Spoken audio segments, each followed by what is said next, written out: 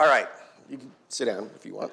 You can stand up if you want to. So one thing I completely did not think about in preparation for this Sunday was that we have two services, which means that the second service is going to get a rehearsed version of the answer, which is way less fun. So congratulations. You won the Sunday service. I think anyway, because it's always fun to not know what you're going to say, or is it? We'll find out. All right, so I'll try. What time is it? We have like 15 minutes, is that right? Ish. All right. How do we balance our anti-capitalist values with the need for money and having to survive in a capitalist society? Another related question is, do we have anti-capitalist values, or are we opposed to the admittedly many aspects of capitalism that are harmful? All right. Well, clearly we're opposed to the aspects of capitalism that are harmful. And I would say if there is enough aspects of any system that is harmful, maybe that's not the system that we want to support. And of course, maybe we should define terms. I'm not an economist, but I think capitalism is, in my definition of it, would be an extractive system wherein somehow you can make money that's not connected to material necessarily. You can make money off of money. You can make money off of capital. So I would say that there's a lot of different systems out there that we haven't tried. There's that famous quote, it's easier to envision the end of the world than it is to envision the end of capitalism. And that should tell us something. I think that's very true. It's the system that we're in, however, so yeah, keep your day job. That's important as you work to give birth to a new system and participate in as many systems that are alternative to capitalism as you can reasonably maintain. For instance, next weekend's Maker Fair, it's not called a Maker Fair, what's it called? Repair Cafe is an alternative to capitalist endeavor where you bring your stuff that needs fixing instead of trashing, and we can fix it. So we did that last week, and my family was one of the only people that showed up, and I tell you what, we fixed a record player, a light, a chair, a vacuum cleaner, I think, or something. Like, they really know their stuff, so it's really cool, and they're very cool people, and of course, you're very cool people. So please come to that and fix your stuff instead of throwing it away. An anti-capitalist endeavor. Okay, of the 8 principles, which is my favorite, which is my least favorite? Well, of course, we have values now. We haven't totally gotten rid of our principles, but to go back for a minute to the principles, I've always been a first and seventher. They used to call it first and lasters or something, but we now have 8. So for me, the inherent worth and dignity of all people and respecting the interdependent web of existence, if you've got those two as your building blocks or your starting point, all the other values kind of fall out of those. If you have interconnected, inherently worth and dignity people, you're going to lean into justice, equity, and inclusion, and you're going to want to dismantle systems of racism and other oppressions, et cetera, et cetera. My least favorite is also my favorite, which is the inherent worth and dignity of all people. I really don't like thinking about people as having worth in a capitalist society. I think that's weird. So I always substitute worth and dignity with holy. All people are holy. I find that has much more meaning for me and much more meaning of, I think, what undergirds that sentiment. In my opinion, why is a UU faith such a minority in our area? We're a minority everywhere. It's not just Colorado Springs. I think we're less than 1% easily of the church-going population in America. We're less than 1%. We just hit way above our weight class. which is pretty good. And I think the reason why we're so small maybe is twofold. One, we don't have a story for people to grab onto, right? Or even stories for people to grab onto that are very accessible. And we're in our first century. We don't know what we're doing. We're trying to figure it out. We are exploring, we're building systems of symbols based on values, which is what religions do. It's just that we are new. I like to think of us as sort of like the first century Christians. They didn't know what rituals they were supposed to do. They didn't know what symbols they were supposed to use. Some things developed out of necessity. Other things sort of developed organically. And eventually, hundreds of years later, they become, dogmas and sacrosanct practices, right? So we are in our early stages of developing this. And I think that makes it hard for us to be like, what would Jesus do? That's a really powerful and good, and everyone connects with the story. They know the story, right? So we don't have any shorthand. Katie, my wife, likes to say that Unitarian Universalism is the hardest religion because ultimately it comes down to you. Not necessarily that you are the end-all, be-all, but what you get out of it is what you put into it. And if you want to get a lot out of it, it's going to take some work. And not everybody wants to work. Is UU a religion, or are we just a social justice club that meets on Sundays? Where does our spirituality come from? Okay, we are a religion, full stop, because we are about the business of making and interpreting and deploying and enacting meaning, so that qualifies us as a religion. Are we a social justice club that meets on Sundays? If we were, I wouldn't have very many complaints. I would have a complaint if you took out the word social justice, and I've definitely seen churches that were more social club than religion. And as a religious professional, you could imagine that doesn't sit well with me, and I do my best to afflict them. Yes. And have done so. And in many ways, that's why I'm here today. It's a long story. I'll tell it someday. We are more than a social justice club that meets on Sundays because we do things like light our chalice, hold each other in care, provide pastoral care, engage in ritual, storytelling, meaning making. So we are far more than a social justice club. However, if you see a church that's not interested in doing social justice, I would say that's not a church anyway. So theology has got to wear boots. Yeah, it's got to wear boots. It's got to be able to walk around in the world. If it doesn't, it's just a fantasy, right? What is something that conservatives teach us? So I think conservatives, I had a neighbor who worked for the sheriff department in Tucson, and he went to a great big evangelical church, and we didn't not get along, but we didn't get along. But we were neighbors, so we're neighborly. And at one point, he was actually helping me build a little gate, which thank goodness he was, because I'm terrible at this kind of stuff, and he's quite good at it. And he was sharing with me that later that day, his church was going to go over to somebody in their, a parishioner, and they were going to put a new roof on that woman's house. And I thought, oh my God.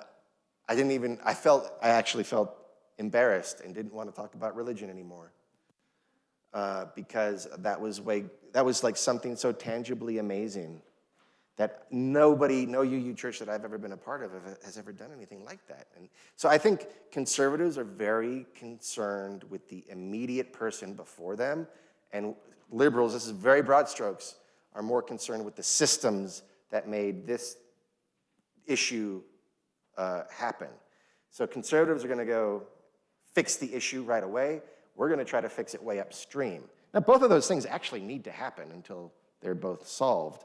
But so I learned from that man that day the power and the heart of helping someone that directly. So that's what we can learn from conservatives. Should we be scared? Is that rhetorical? Yes. I mean, you shouldn't ever have to be scared, but right now it is a legitimately terrifying time, and I think it's going to get scarier before it gets less scary. I do believe that after we come through this difficult moment, that we will be turning the page, turning the gigantic historical page. And what comes out of this breakdown can be something beautiful. But right now it's not. Does truth still matter? Yes. I don't have time to get into relativism right now, but truth is important. How are we promoting UU in the community? Well, we have a very robust social media ongoing campaign right now. So every time you all see something come across any of your social media, please like and share. Just like and share. That's one way to promote it. The other way to promote it, the best way to grow UU Church, is to have happy, meaningful, active Unitarian Universalists. So live your values in the world, and if somebody asks why you're doing what you do, you can say, well, A, I'm probably just a pretty decent person, but B, I go to this place that really helps me be that way. And we have these 6 values, and it's centered on love. So you are the best way to rep our church in our community. Is there specifically a group of LGBTQ individuals in our local community? Yes, there are in fact 2. One is for LGBTQ plus people themselves, and they want that to be a identity-based cohort. And then there is another that is for LGBTQ people plus people and allies. So you could look on our church calendar and website and find out more information about that. I think they both meet monthly. Am I wrong? Hearing no? Okay. What do I see us, where do I see us going with Bone Stories? Okay, so the Bone Stories, people don't know this. If you're in the room with us this morning, I'm sorry I haven't told you this. We were gonna talk about it this week. Next year, I would like to take our Bone Stories into, bring it more into our spiritual engagement, our adult programming, so that we'll tell a bone story. Oh, here's a bone story person. We could talk about this later, but and this may evolve over time, because we haven't talked about this yet, but this is just an idea. You asked, I'm telling you. That I would like to offer a class mid-month where we take that story and really see how it is applying to our individual lives. So if you are interested in, like all the folks who go to the poetry class would probably be interested in this. We'll walk through the story of, what are we telling this month? The 7th fire, the 7 fires. So we'll walk through and be like, okay, where do you see, what image is lingering for you in this story? And then we could open that up, explore that with each other, maybe even tell the story around that fire, so to speak. So we might reduce from 2 tellings to 1, but have that telling be a full Sunday. Like I might explore it in a reflection. So it might change a different shape, a different way for people to get even further into the story. But we'll see. So that will be something that we talk about at Bone Stories. All right. It is 10 o'clock. Let me hit 2 more, and then we'll sing a song. This is good, because now I can answer some later. You can stay for the second service if you want to hear.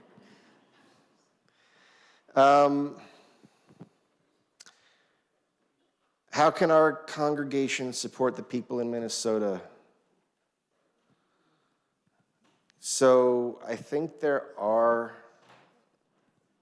places, and maybe I could find where they are and put it in our newsletter, because I know the people in Minnesota are asking for financial help. Some people are right now because they're having a difficult time like getting groceries. They can't leave their house. And there are churches and other organizations in Minnesota who are trying to deliver food to these people, and they are scared also. So there might be some avenues there digitally. I'm actually going to Minnesota on Wednesday. There was a national call for clergy, and of course a number of UUs, a number of other progressive clergy are responding to that call, so there will be at least hundreds of us there for a national or a statewide day of action this Friday. So, and I get to go to that because you all give money to this church. So that's something. How do I personally handle feelings of anxiety, sadness, and overwhelm when I watch what is happening in Minnesota, Greenland, Venezuela, with trans individuals, our natural lands, and many other protections and freedoms the administration is trying to take away? To be honest, the answer is variably. I respond variably. Sometimes I wake up in the middle of the night in a panic, which is why last week we did for our centering some panic-reducing exercises. I think ultimately the ultimate answer is to what the Buddhists call meditate on the bones, and make sure that my theology of death is accessible to me. Because once you've not made peace with that, but like have faith in that moment, then there is no fear left. So I think a lot about death. Is that a terribly depressing answer to that question? But I feel like if you do that, that's how, like, I've always been really curious about two instances of social justice in history. One was when the people of India just lined up in lines and walked up to the police person who would then take a baton and beat them until they fell, and then the next person would stand up. I was like, how do you get the courage to do that? And then the bridge in Selma, Alabama, where those folks thought they were going to die on that bridge. Where did they get the courage? That's a little more accessible. That was a heavily Christian-based movement, not exclusively, of course, but there's a definite theology of death in Christianity, so I think that gave them a lot of courage to get onto that bridge. And so I'm actually, now it's Minnesota. And so, hopefully everything will be great. Airports work on Saturday, and I get to come back here and be with you all next week. But it is scary. And to handle that fear, I think about, pursue it to its worst conclusion, make peace with that, or make some sort of triumph out of that, and then build back up into the present. So and I do that not just right now. I've been doing that for a while, because I think that is kind of like the question of identity.